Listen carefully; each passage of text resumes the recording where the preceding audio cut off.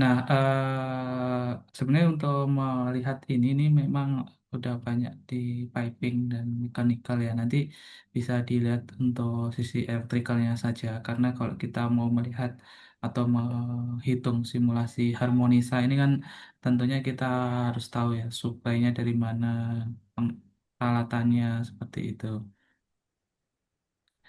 Nah, nanti bisa dimodelkan dari beberapa komponen ya atau peralatan yang ada di sini, terutama di peralatan APU ini. Hmm. Nah, kemudian efeknya ini mungkin sebagai pengantar sekilas ya, terminologi terkait dengan harmonisa ini bisa merefer kepada SPLN D50412012 atau terkait dengan power quality regulasi harmonisa. Kemudian yang paling umum adalah IEEE 519 dan terkait dengan grid code di Permen SDM. Nah, sekilas apa itu terkait dengan harmonisa? Jadi, kenapa harmonisa ini menjadi aspek penting? Karena harmonisa ini merupakan suatu kualitas daya ya. Mungkin di sini ada orang dari elektrikal atau ada yang mekanikal, barangkali.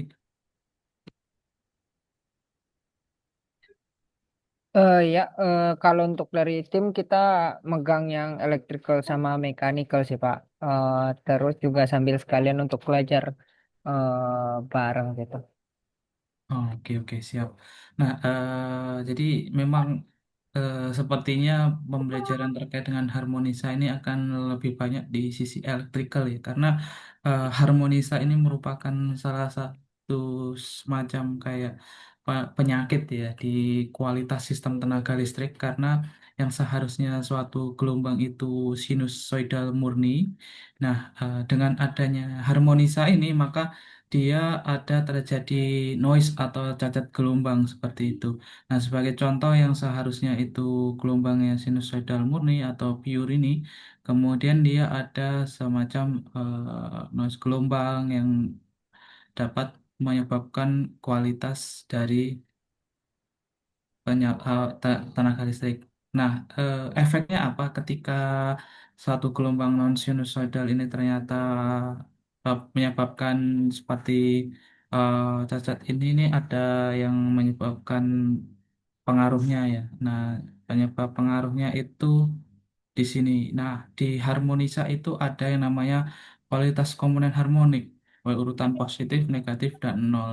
Nah, untuk urutan positif itu biasanya di order ya atau tripen harmonik. Nah, dia di order 1, 4, 7 dan lain sebagainya kelipatannya. Nah, ini dapat menyebabkan adanya eh, panas tambahan.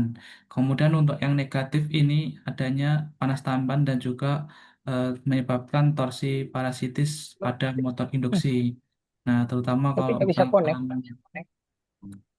beban-beban FBU ya utamanya yang memang banyak di mekanikal. Nah, ini eh, bisa menyebabkan efek pada motor induksi itu sendiri. Kemudian untuk harmonisa yang urutan nol ya ini dapat menyebabkan panas dan juga arus pada kawar netral. Nah, sebagai contoh dalam pengukurannya itu seperti ini. Kemarin saya melakukan pengukuran. Nah, bentuk harmonis itu seperti ini ya. Nanti kalau kita menggunakan alat power quality analyzer dari Fluke ya, ini Fluke tipe 435. Nah, itu ada yang pertama, pertama, kelima, kelima, 9, sampai order tertentu. Nah, ini banyaknya order ini tergantung dari kapabilitas dari alat pengukuran. Nah, ini kalau yang ada di pengukuran Vlog 435 ini sampai sekitar 49 seperti itu. Lalu yang kedua adalah terkait dengan harmonisa ini. Nah, di sini jelas ya penyebab harmonisa ini adalah karena adanya beberapa peralatan non-linear ya. Salah satunya adalah rangkaian inverter seperti itu. Nah, biasanya kenapa FBU atau beban di pompa itu menyebabkan adanya harmonisa karena yang menjadi pertimbangan di sini adalah ini apa soft starternya. Nah, biasanya kan ada soft starter yang memang menggunakan bermacam-macam ya. Ada jenisnya VFD, kemudian ada VSD, kemudian ada jenis dari trafo dan lain sebagainya. Nah, di sini ketika rangkaian elektronik yang berperan dalam masuknya suatu penggunaan pada suplai motor sebagai salah satu motor starting ya atau penghasutan. Nah, di situ komponen elektronika ini berpengaruh pada kontribusi harmonisa. Jadi jelas ya di sini.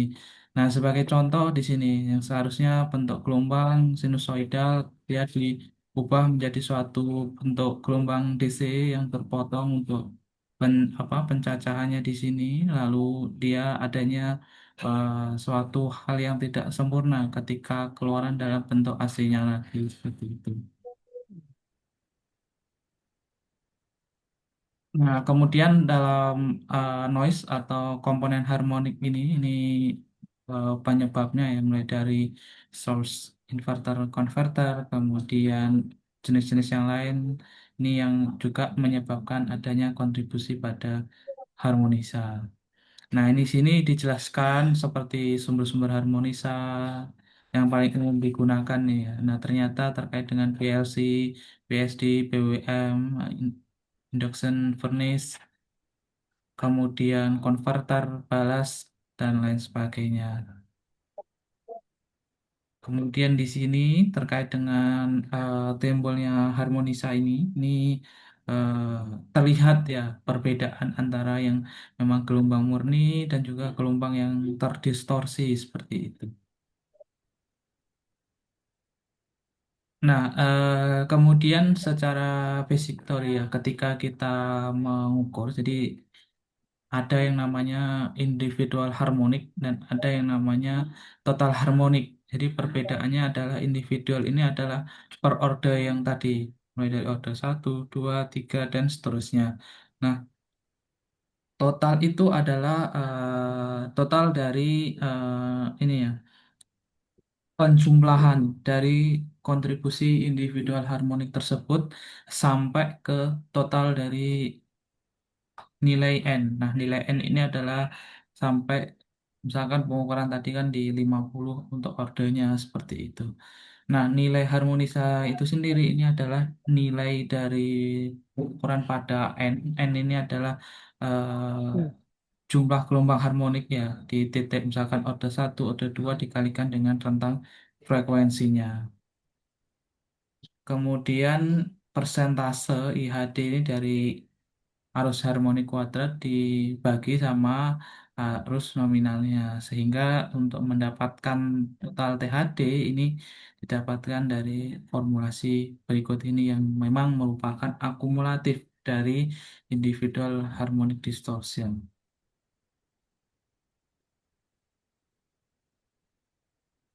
Kemudian di sini efek dari harmonisa ini ternyata juga menyebabkan adanya pengaruh kepada nilai dari suatu faktor daya. Sehingga di sini perhitungan ya, di mana THD arus urutan nol fasa ini dihitung dengan nilai sini. Nah, ini apakah memang ternyata arus urutan nol pada fase R dari total nilai THD dikalikan dengan arus pada fase R seperti itu. Jadi ini adalah faktor pengkali dari penggunaan tersebut.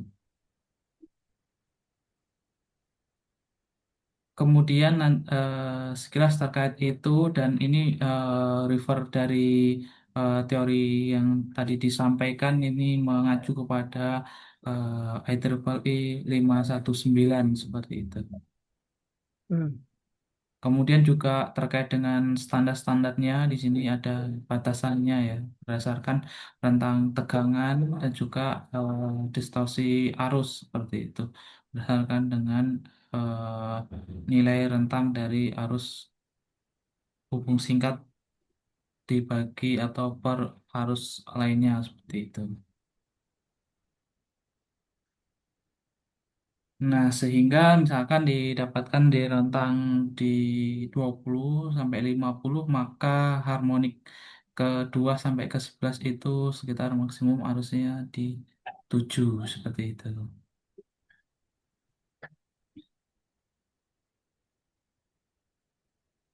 Mungkin sampai sini dari teman-teman ada ini nggak pertanyaan atau mungkin uh, ada yang disampaikan.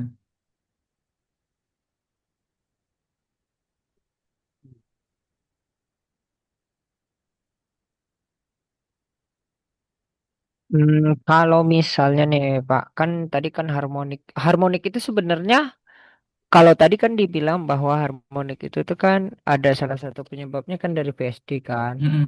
Berarti ketika misalnya kita menggunakan VSD, harmonik itu enggak, maksudnya tidak, masih belum bersifat stabil ya. Berarti harus pakai kapasitor bank dan lain-lain baru dia itu agak berkurang rugi-rugi dayanya. Apa gimana? Iya, jadi salah satu penyebab kontribusi dari harmonisa kan memang dari VFD. Nah, besarnya itu kan dilihat dari bisa dari spek dari VFD-nya. Nah, biasanya berapa persen kontribusinya. Kemudian kalau dari inverter, nah biasanya di datasheet itu ada kandungan harmonisa dari inverter itu bisa 1% dan lain sebagainya. Nah, melihat dari itu, ketika ternyata nilai harmonisa itu memang di bawah standar, berarti masih masih oke seperti itu. Nah, misalkan total harmonisa dari kontribusi keseluruhan di VFD ya ternyata melebihi dari batasan standar. Nah, itu makanya perlu dimitigasi untuk mengurangi hal tersebut. Kenapa dimitigasi ini? Biar tidak berefek kepada peralatan yang lain seperti itu. Nah, salah satu caranya adalah tadi benar yang disampaikan ya, bisa dengan menggunakan berupa filter, kemudian bisa dengan menggunakan trafo zigzag yang merupakan bisa mereduksi dari apa penyebab dari harmonisa ini sendiri. Nah, kemudian misal-misal adalah yang paling gampang adalah dengan memasang filter. Nah, sebenarnya apakah efektif dengan pemasangan filter dan juga efek dari suatu harmonisa yang ditimbulkan dari suatu peralatan pompa.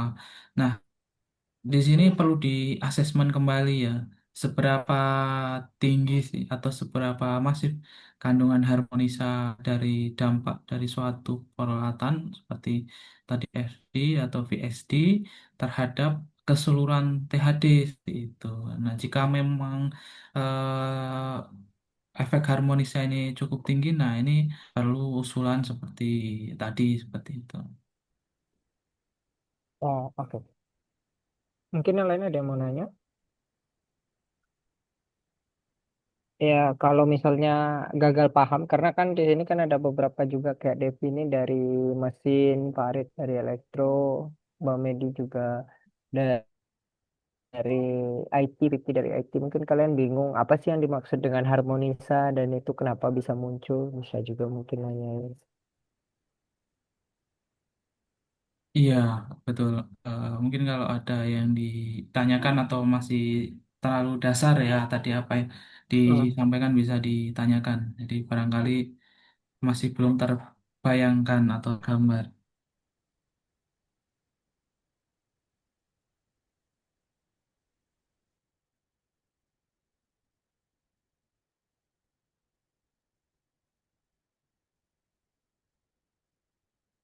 Mungkin bisa dijelasin sedikit, Pak.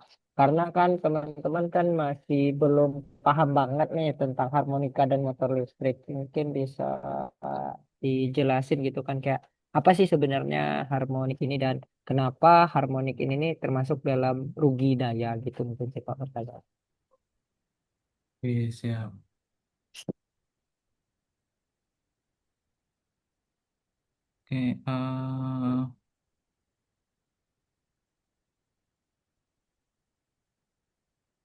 Oke, Jadi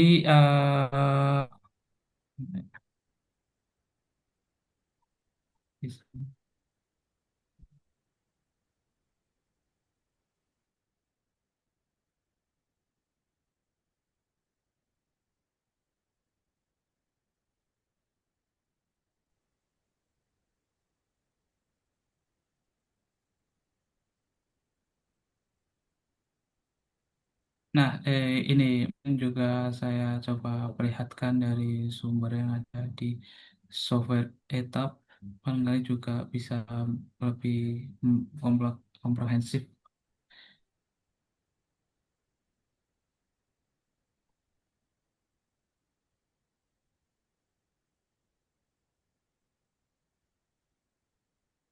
Nah, di sini dijelaskan ya bahwa harmonik atau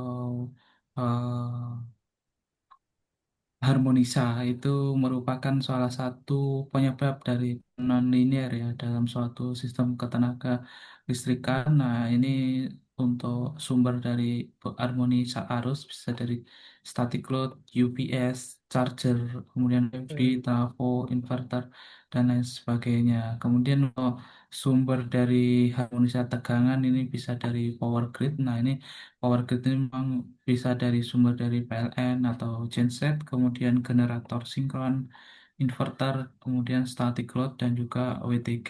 Nah, WTG ini juga bisa menyebabkan suatu kadar dari suatu harmonisa. Hmm. Nah, kemudian di sini tadi ya ada orde harmonik yang tadi saya sampaikan yang merupakan kelipatan dari suatu frekuensi. Nah, dalam suatu gelombang ya, gelombang suatu sinusoida itu kan dia memiliki banyak ini ya, banyaknya frekuensi itu kan dalam satu periode ya atau Hmm. satu panjang gelombang seperti itu. Nah, makanya dia punya frekuensi dalam eh, kayak kelipatannya ya atau ordenya seperti itu. Nah, Hmm. makanya di sini kenapa harmonik ini sangat penting karena dalam memitigasi atau dampak dari harmonisa itu tadi yang saya sebutkan selain dengan adanya rugi-rugi, panas dan juga ketika harmonisa tinggi ini bisa menyebabkan suatu kerusakan pada peralatan-peralatan tertentu yang memang dia sensitif dan memang membutuhkan suatu nilai harmonisa yang rendah dan di bawah dari Hmm. peralatan. Nah, makanya dalam suatu standar itu dia membatasi dengan tegangan sekian, harmonisa tegangan dan harmonisa arus itu sekian yang memang sudah ada kajiannya ya di sini agar suatu peralatan komponen elektronik itu tidak menyebabkan kerusakan seperti itu.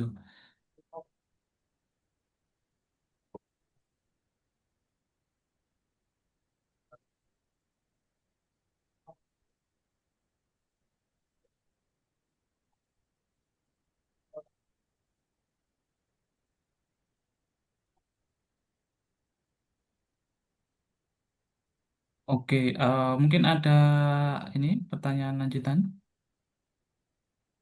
Silakan, Mas Firid. Selamat malam Pak, perkenalkan Iya, saya Farid, izin bertanya. Tadi kan untuk pengukuran THD itu ada perkalian N-nya ya Pak, dengan iya. N-nya itu banyaknya orde ya tadi, kalau nggak Mm-mm, salah. betul. Nah itu ada nilai ideal ya nggak sih Pak untuk pengukuran THD ini, dia idealnya sampai berapa orde gitu? Mhm. Oke. Biasanya tergantung dari peralatan juga ya. Jadi ada juga yang dari saya lupa namanya. Jadi dia bisa mengukur sampai 250 orde seperti itu. Nah, semakin banyak ordenya ini kan eh, kita akan bisa melihat ya eh, apa semakin misalkan pengurangan kita hanya 50 berarti kita akan terbatas pada 50. Nah, dan mungkin setelah 50 ini apakah ada nilai harmonisasi yang cukup tinggi gitu. Nah, itu kan tidak terhitung di situ. Nah, padahal dalam rumus perhitungan itu adalah kalikan order N ya, jumlahnya order tersebut dengan kandungan harmonisa di situ kayak gitu. Nah, sebagai contoh ada juga kemarin dari hasil pengukuran ya, itu eh, dia menggunakan banyak sekali data yang dihasilkan dari harmonisa ini.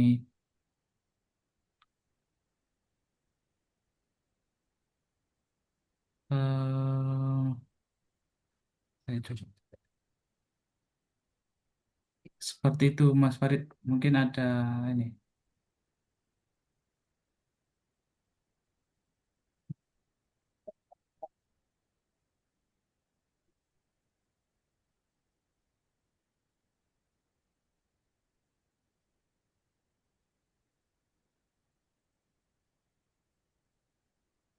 Ada tambahan lagi.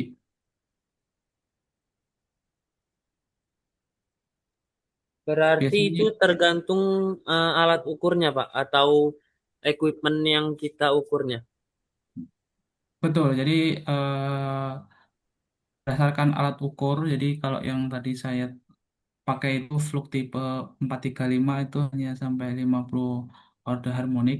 Mungkin ada tipe lain sampai 250. Kemarin saya dapat data dari Verovitas itu dia bisa sampai 250 ordernya seperti itu. Tetapi eh, ya semakin jauh ke sana ya ternyata juga nggak yang signifikan tinggi sekali seperti itu. Oh, berarti sebenarnya kalau untuk dari si harmonik ini sendiri, itu tuh datanya juga tetap harus dianalisis untuk memberikan jaminan bahwa si equipment ini tidak memiliki harmonik yang terlalu tinggi berarti ya Pak ya?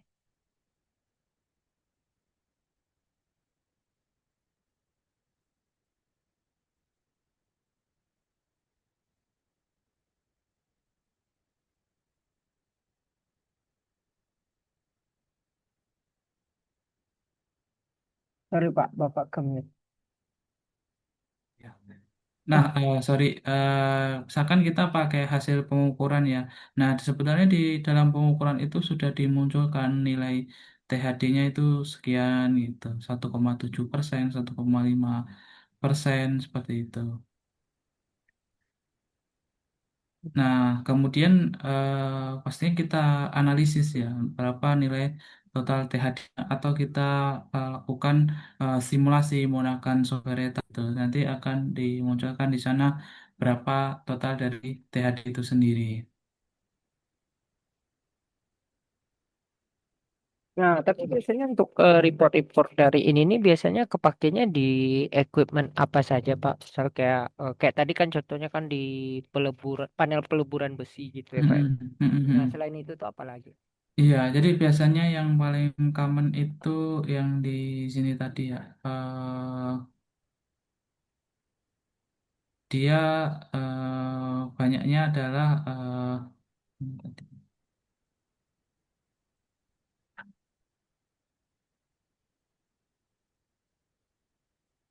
pada beberapa peralatan ini ya yang merupakan kontribusi sumber harmonik. Terus dari sumber-sumber yang lain sebagai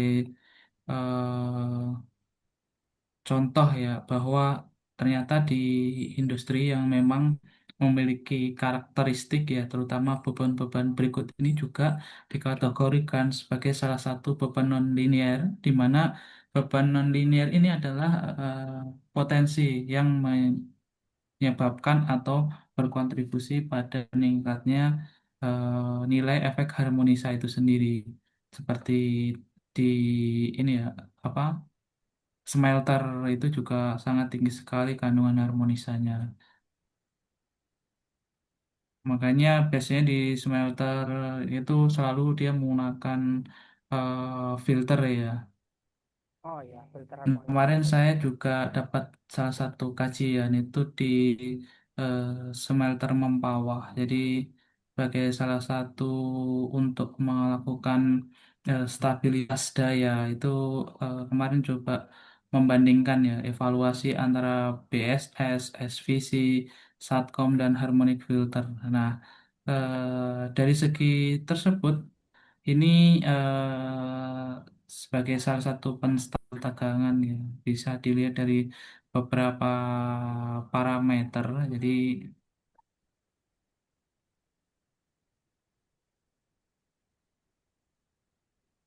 nah di sini misalkan parameter daya aktif biasanya yang paling bagus adalah di BSS. Kemudian harmonik itu dia menggunakan filter aktif ini ya salah satu usulannya seperti itu. Jadi nanti bergantung dari kebutuhan untuk menstabilkan daya tersebut, apakah memang eh, kondisinya ini lebih banyak pada kasus harmonisa atau daya aktif dan reaktif atau respon seperti itu. Oh, kalau Jadi kandungan harmonisa ini merupakan salah satu eh, bukan fenomena ya, ya memang salah satu hal yang tidak bisa dihindari. Nah, namun seiring dengan perkembangan teknologi ini seperti contoh inverter yang ada di solar PV itu di Huawei ya. Huawei itu ternyata bisa mengurangi nilai kandungan harmonisa pada inverter itu bisa sampai 1%. Jadi sangat kecil sekali nilai kandungan harmonisanya.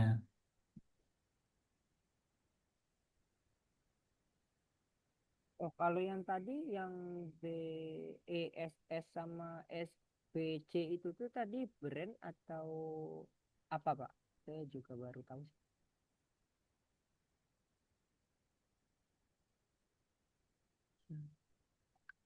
Iya, iya Mas, kecil suaranya.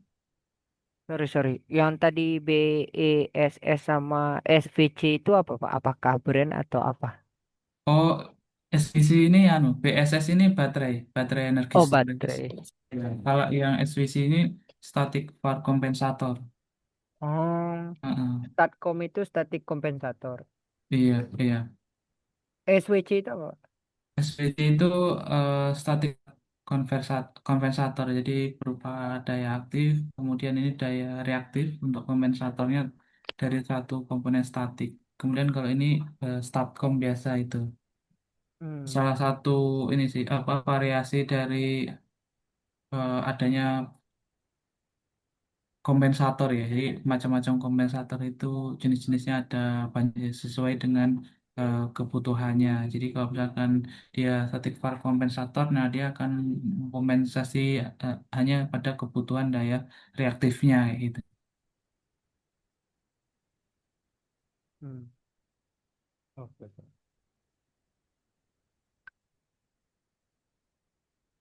Oke ya, clear mungkin sampai sini. Oh, clear, Pak. Clear. Nah, mungkin selanjutnya kita bisa coba melakukan simulasi di etap. Nah, di sini saya coba contoh ya untuk bagaimana dalam melakukan suatu permodelan dan menggunakan software etap dan menghitung berapa nilai total dari suatu harmonisa. Nah, nanti teman-teman misalkan mau sedikit khusus di lantai 3 atau lantai 4, nah ini perlu diperhatikan ya detail peralatan atau komponen apa saja yang ada di sini, kemudian bagaimana pola skema sistem operasi kelistrikannya, sehingga nanti pada saat akan melakukan suatu permodelan ya itu bisa dimodelkan. Nah, bebas ya, pendekatannya apakah memang dari simulasi ataukah dari perhitungan. Nah, ini teman-teman bisa digunakan dua pendekatan tersebut ya. Nah, tentunya adalah dari data. Nah, yang paling gampang ketika tidak harus mengukur, misalkan ternyata hanya didapatkan data itu berupa dari datasheet dari suatu peralatan. Nah, di sana biasanya kalau di inverter itu jelas ya ada nilai kandungan harmonisa sekian persen kayak gitu. Nah, di software etap ini ada contoh